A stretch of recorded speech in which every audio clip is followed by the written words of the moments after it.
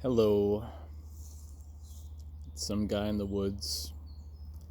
It's been a long time, and I've done a lot of healing and had a lot of progress in the months between this and my last posting. I've attended with gratitude and appreciation a 10-week rehabilitation for people like myself that have experienced mental illness or mental setback due to burnout. And it was extremely helpful in several different ways. For me, chief among those was to be able to be in a group of other people that were like myself, to connect with others that have experienced doing all they could to be a productive professional and engaged person and find themselves suddenly in a position of being seemingly incapable and needing excessive rest and lacking the cognitive abilities that they had been accustomed to, including reading and concentration and achieving minor tasks, memory, being able to engage with others. It's been very, very meaningful to get to know these other similar people from the, I would say, mid to late 20s up through perhaps mid to late 60s.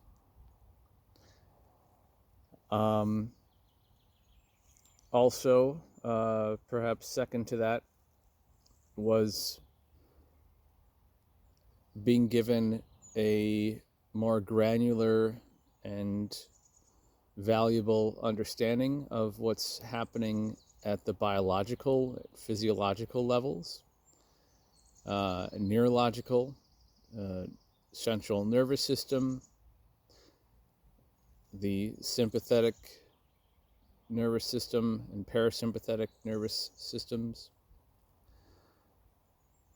how they are developed from an evolutionary perspective, old brain systems that override others for survival, as well as conditioned in each of our individual lives, and the loading that's put on them that can cause them to need to make adjustments to maintain life, basically, which is, what initiates this cascade of multiple symptoms that all of us experienced and felt crippled by. And I suppose third, beyond the understanding of the neurological, physiological elements, is what we can do about it. And for instance, with the parasympathetic nervous system, many things it governs are beyond our control, but we can reach some of them, sort of engage with those cascading effects through breath and through some physical activities. And at that stage, it was important to recognize that the usual levels of exciting physical activities that would accelerate heart rate. Oh, there's a little rabbit over there.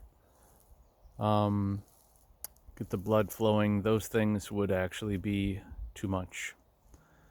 And so to understand that it was actually important, not just sort of instinctual, to lower the physical activities, that was meaningful. To learn different methods of breathing, very deeply, consciously, belly breaths, slowly, to exhale fully inhale again, and then before taking action as preparation and through execution, exhaling.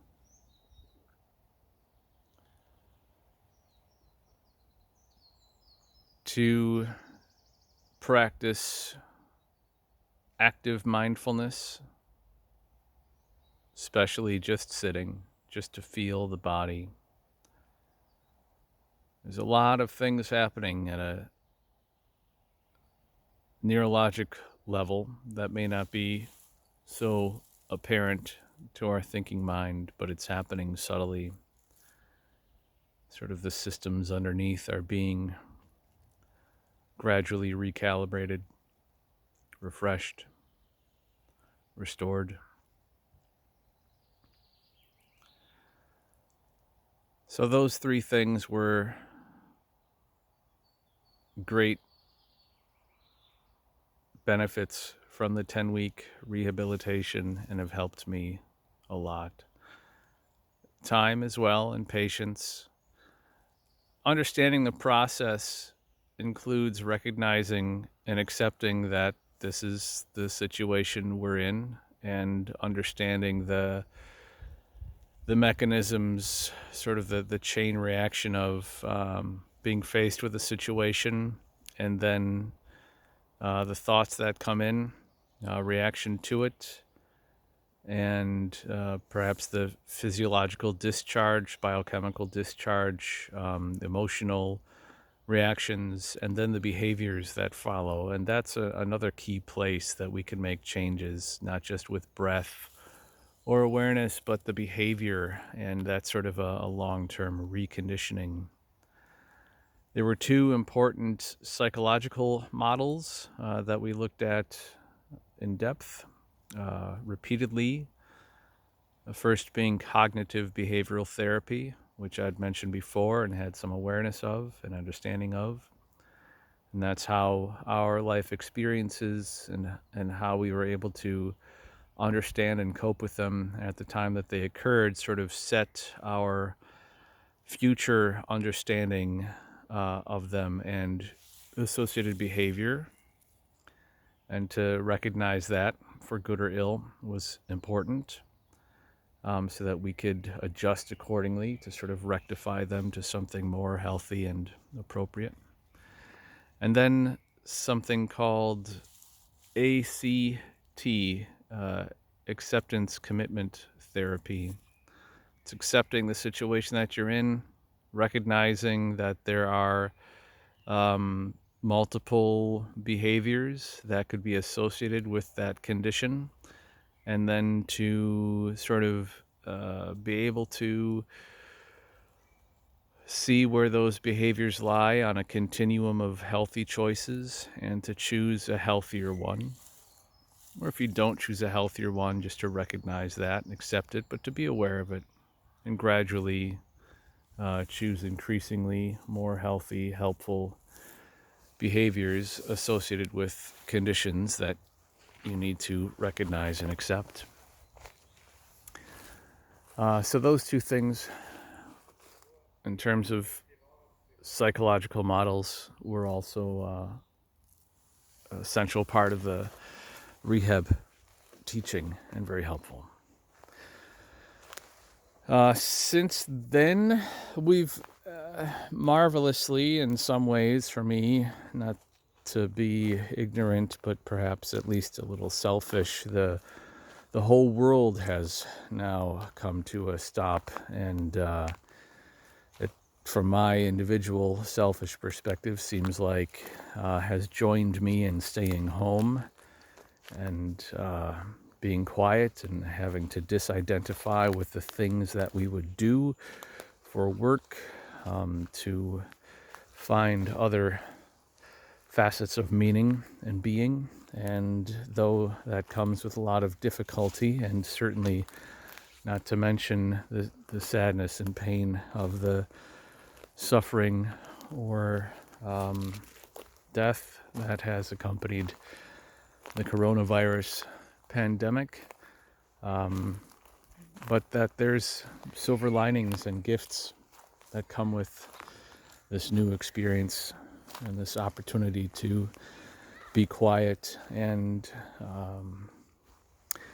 detach from activities or objects or routines, so that we can understand that who we are is much deeper than those associations, those temporary, fleeting definitions of value or role. I decided I'm going to do a podcast, and because this series of videos is anonymous, I actually won't name the podcast. Maybe you'll find it and recognize my voice. I'll be talking about a pretty broad spectrum of ideas and experiences and theories,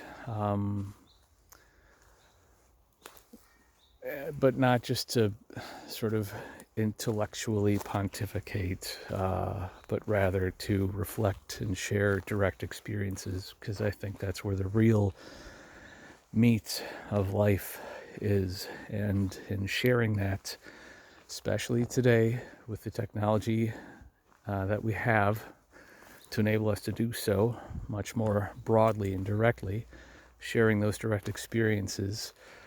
To others, they become secondary direct experiences, but nevertheless valuable, like reading a good book, the reason we watch television and movies, listen to stories, listen to each other, vicariously experience someone else's perspectives, etc.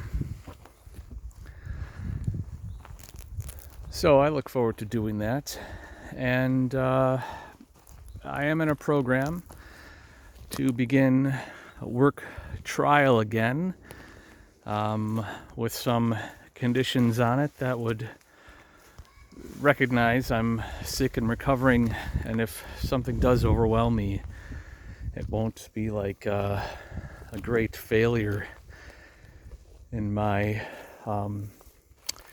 vocation, but rather just a step in continuing rehabilitation until I'm legit able to return to full-time work, which I very much look forward to and am closer to now than I have been in the last, it's almost 2 years. So it's a long update, but I suppose there was a lot to fill in the middle there. As often as possible, I have been practicing being still and present, and really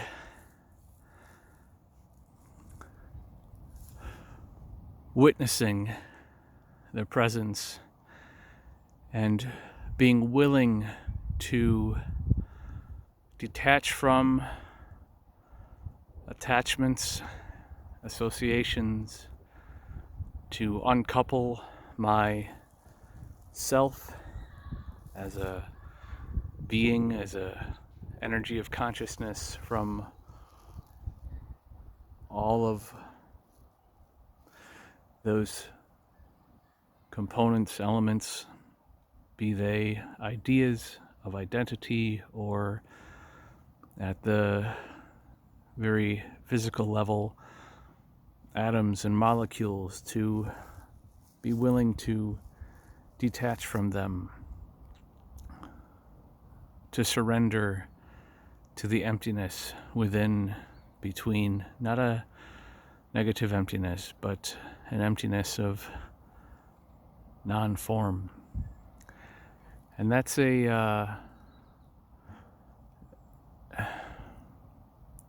it's like an immediately expansive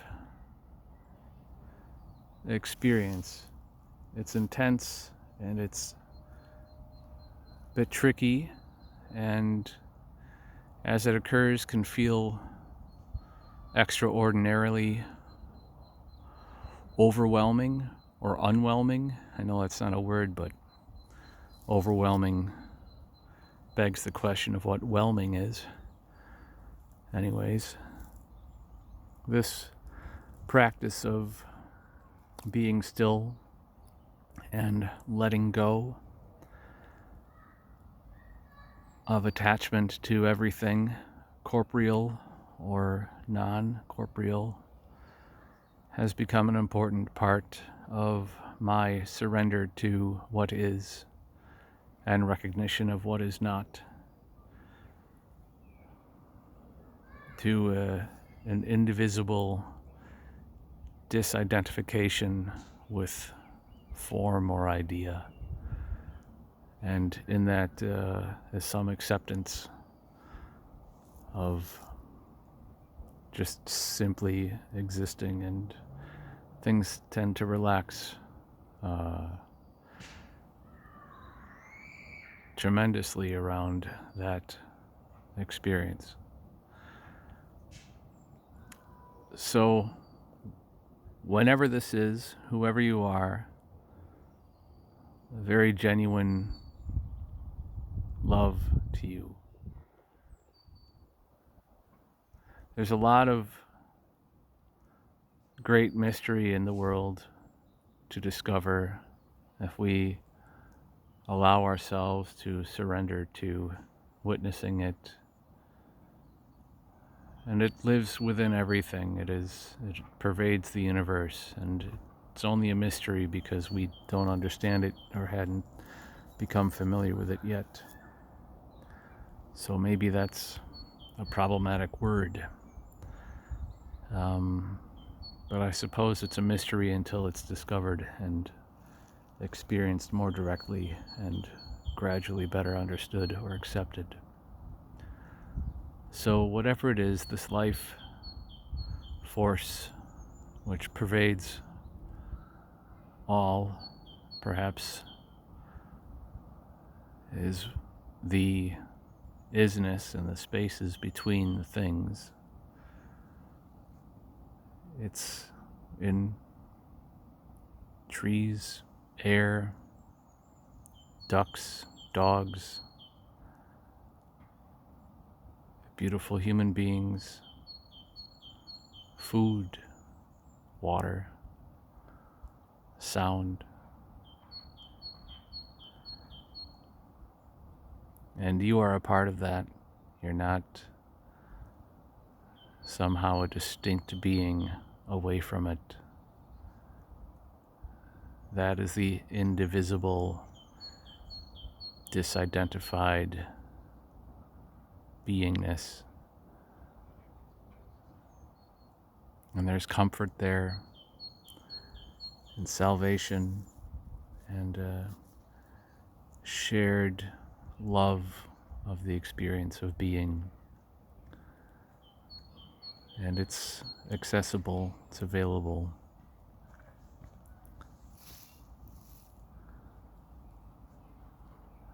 So much one can go on such a thing, pointing towards it with irony and paradox and truth. So again, love y'all. And continue on and be well and love yourself. Bye-bye.